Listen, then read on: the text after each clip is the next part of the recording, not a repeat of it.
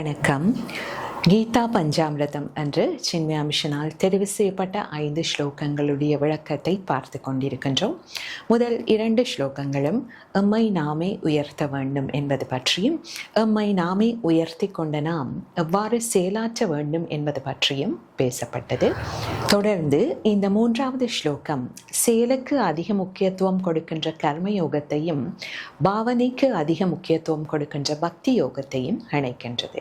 யத் கரோஷி யதஷ்னாசி யஜ்ஜுஹோஷி ததாசி யத் யத் தபஸ்யசி கௌந்தேய தத் குருஷ்வ மதர்ப்பணம்.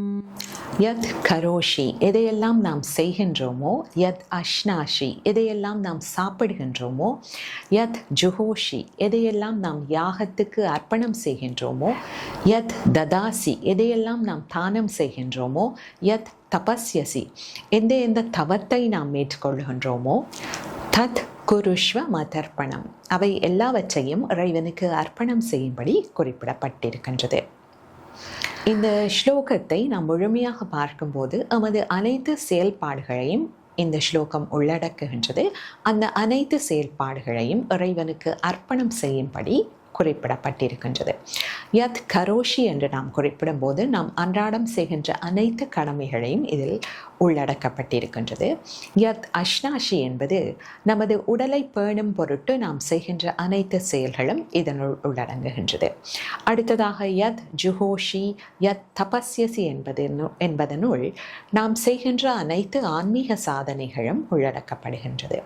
இறுதியாக யத் ததாசி என்பதனுள் நாம் சமூகத்தின் மீது இருக்கின்ற அக்கறையினால் செய்கின்ற அனைத்து விதமான சமூக நலப்பணிகள் மற்றும் அனைத்து செயற்பாடுகளும் இதனுள் உள்ளடங்குகின்றது.